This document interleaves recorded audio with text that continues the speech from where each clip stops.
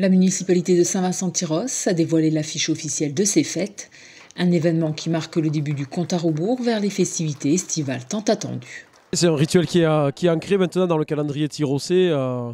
Depuis la reprise des fêtes après le Covid, voilà, 100 jours avant, environ 100 jours avant les fêtes, on présente l'affiche. Et là, pour la troisième année, donc c'est Marine, une artiste locale, qui a réalisé cette affiche. Grâce à son style naïf et coloré, immédiatement identifiable, l'illustratrice a apporté une identité visuelle singulière à l'événement, un enjeu artistique qui s'accompagne d'une certaine pression. Il y a une petite grosse pression, c'est une chance énorme et puis c'est aussi réussir à évoquer en fait l'essence même de la fête à travers le graphisme, donc c'est pas évident. Moi je suis une grosse aficionado des fêtes, donc ça aide aussi dans la partie graphique et on essaie vraiment de mettre en avant tous les éléments qui composent la fête et qui donnent son sens en fait. Pour la troisième année consécutive, l'illustratrice signe donc l'affiche des fêtes de Tyrosse, bénéficiant de la confiance des élus et d'une quasi carte blanche. Son seul défi, se renouveler.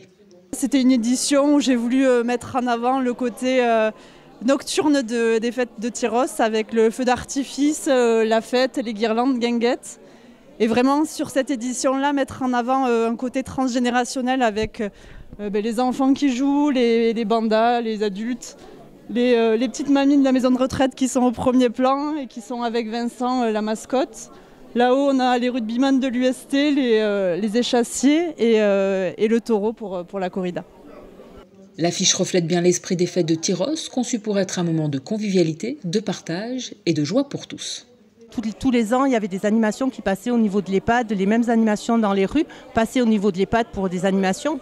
Mais ça fait 2 ans que les résidents viennent sur Tyrosse en format olympique, qui gagnent des prix avec EHPAD danse, enfin qui viennent au balcon. Et là, cette année, il va en plus tenir une bodega sans alcool avec un accordéoniste. Alors voilà, et c'est super important d'avoir ce fil rouge de nos anciens et ce fil rouge des enfants en fait, parce que c'est vraiment cette tradition qu'on veut intergénérationnelle et qu'on veut retrouver tous les jours des fêtes en fait. L'édition 2025 s'appuiera sur un programme qui a déjà fait ses preuves, tout en y intégrant quelques nouveautés et surprises entre tradition et innovation. Évidemment, il y a la fête de nuit qui est encore incontournable, mais ça fait quelques années qu'on développe la fête de jour. On veut de plus en plus développer cette fête en journée qui est transgénérationnelle, avec beaucoup d'animations et notamment la nouveauté que l'on a ancrée, qui avait débuté l'an passé, le vendredi après-midi, avec Tyrosse en mode sportive. L'an dernier, c'était les Jeux Olympiques, on avait fait Tyrosse Ville Olympique. Et là, on continue comme ça avait bien pris et on veut ancrer ça avec les associations sportives qui seront présentes et qui proposeront des défis à différentes équipes et à tous les cercles amicaux et familiaux pourront se réunir pour relever ces défis.